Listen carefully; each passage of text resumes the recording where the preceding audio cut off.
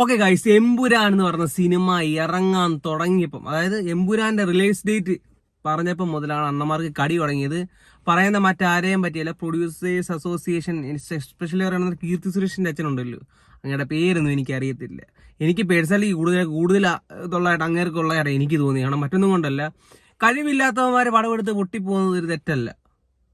പൈസ മുടക്കി കോടികളും മുടക്കിയെന്ന് പറഞ്ഞിട്ട് കാര്യമില്ല. കഴിവുള്ളവർ പടം എടുത്താലേ ജയിക്കത്തുള്ളൂ. കാരണം ആൾക്കാരുടെ പൾസ് അറിയണം, അതുകൊണ്ട് ആൾക്കാർക്ക് ഇന്നത് കൊടുക്കുകയാണെന്നുണ്ടെങ്കിൽ സന്തോഷം വരുന്നുണ്ടെങ്കിൽ ഒരു ഹാപ്പിനെസ് കിട്ടും എന്നുള്ള രീതി.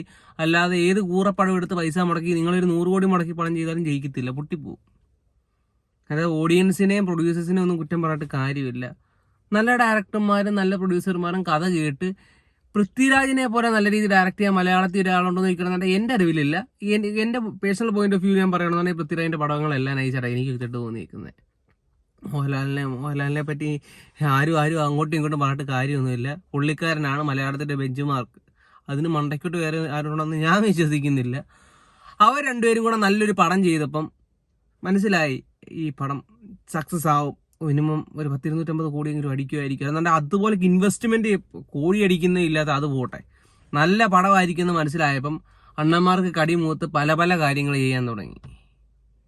ഡേറ്റ് മാറ്റി വെക്കുന്ന, സമരം പ്രഖ്യാപിക്കുന്ന, 28 കിട്ടുന്ന, അങ്ങനെയുള്ള പരിപാടികളൊക്കെയാണ് ഇവർ ചെയ്തുകൊണ്ടിരിക്കുന്നത്. നിങ്ങൾ ഒരു കാര്യം ബേസിക്കലി മനസ്സിലാക്കുക, നല്ല പടം ഇറക്കിയ ജയിക്കും. നിങ്ങൾ 10 രൂപ മുടക്കിയാണേലും 10 കോടി മുടക്കിയാണേലും 10,000 കോടി മുടക്കിയാണേലും നല്ല പടം ഇറക്കി കഴിഞ്ഞാൽ ജയിക്കും. അല്ലാതെ നിങ്ങൾ 1000 കോടി 10,000 കോടി രൂപ മുടക്കിയിട്ട് ഒരു കൂറപ്പടം കൊണ്ടുവന്ന് 8 നില പൊട്ടിപ്പോത്തേ ഉള്ളൂ. കാർട്ടൂൺ പടം വന്നാണ് പൊട്ടിയതറിയായിരിക്കും നിങ്ങൾക്ക് എല്ലാവർക്കും. കഴിവുള്ള ഒരു പടം ചെയ്തിട്ട് കഴിവില്ല ഈ പരിപാടിക്ക് നിൽക്കുകയായിരുന്ന പോലെ. നിങ്ങൾക്ക് സ്വന്തമായിട്ടൊരു പടം, നിങ്ങളുടെ പടം എല്ലാം പൊട്ടുക, നിങ്ങൾ പരിപാടി നിർത്തി വീട്ടിൽ ഇരിക്കുന്നതായിരിക്കും നല്ലതെന്നാണ് എൻ്റെ പേഴ്സണൽ ഒപ്പീനിയൻ. കാരണം മറ്റൊന്നും കൊണ്ടല്ല, ഇത്രയും നല്ലൊരു പടം വരുമ്പോൾ അതിനെ പ്രൊമോട്ട് ചെയ്യേണ്ടതിന് ഒരു ഡിമോട്ട് എന്ന് പറയുന്നത് തന്തേലഴിയാണോ അല്ലയോ നിങ്ങൾ നാട്ടുകാർ കാണാൻ? നിങ്ങൾ പറ,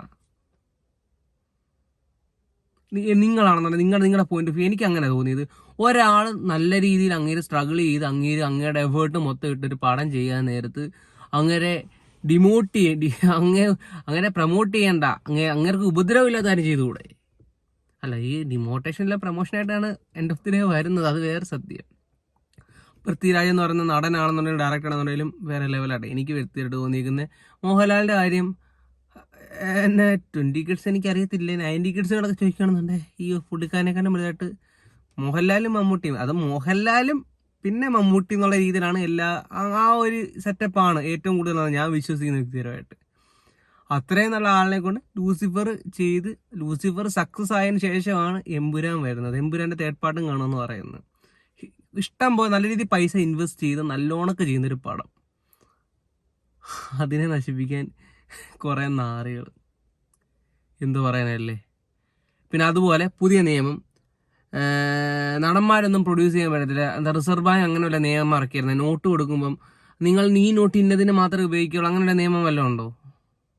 അവർ കഷ്ടപ്പെടുണ്ടാക്കുന്ന പൈസ അവർ പ്രൊഡ്യൂസ് ചെയ്യണ വേണ്ടെന്ന് അവരല്ലേ തീരുമാനിക്കുന്നത്. ഇതുപോലെ ഏതെങ്കിലും കൂടെ വാളികൾ എന്ന് പറഞ്ഞ് അങ്ങനെ തീരുമാനിക്കാതിരിക്കാൻ പറ്റുമോ? അങ്ങനെ ചെയ്യാതിരിക്കാൻ പറ്റുമോ? അടുത്ത ഏറ്റവും വലിയ വിവാദം വരുന്നത് മാർക്കോ ഇറങ്ങി, മാർക്കോ ബ്രൂട്ടല.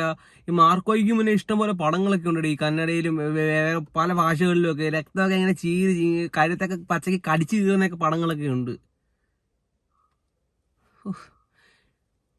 നല്ല നല്ല ആൾക്കാർ നല്ല നല്ല പടങ്ങൾ ഇറക്കാൻ നേരത്ത് മാക്സിമം ഈ പണ്ടത്തെ അമ്മാവന്മാര് കാരണവന്മാരെ പ്രൊഡ്യൂസേഴ്സ് ഇതിനെയെല്ലാം പറഞ്ഞ് ഇല്ലാതാക്കി. ഒന്നാമത് മലയാളം ഫിലിം ഇൻഡസ്ട്രി അത്യാവശ്യം നല്ല രീതിയിൽ നിൽക്കുന്നില്ല. അതിനെ മാക്സിമം തുലയ്ക്കണം ഈ അമ്മാവന്മാർക്ക്. അതാണ് ഈ അമ്മാവന്മാരുടെ അജണ്ട എന്ന് എനിക്ക് തോന്നുന്നത്.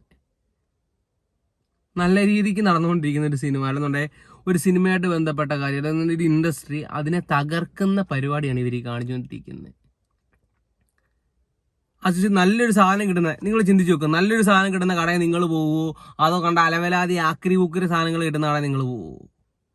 ആ നല്ല സാധനം ഉണ്ടെന്ന് പറഞ്ഞെങ്കിലും ആരെങ്കിലും വരത്തില്ലയോ? അപ്പം ഓടാത്ത പടങ്ങൾ ചിലപ്പം ടിക്കറ്റ് ഇടാതുകൊണ്ട് ചിലപ്പം കയറി കാണുമായിരിക്കും ആൾക്കാർ. അങ്ങനെ കാണാൻ നിങ്ങളുടെ കൂറപ്പടങ്ങൾ ഓടി.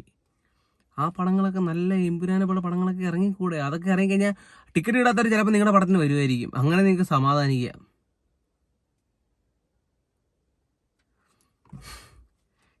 നാണം കെട്ടവൻ്റെ ആസനത്തിൽ ആരി ഇടിച്ച് അതെന്താണെന്ന് പണ്ടുള്ളവർ പറയുന്നത് ചുമ്മാ അല്ല. പ്രൊഡ്യൂസേഴ്സ് അസോസിയേഷൻ ഗുണ്ടകളാ എറണാകുളത്ത്. നല്ലതാ. Keep going guys.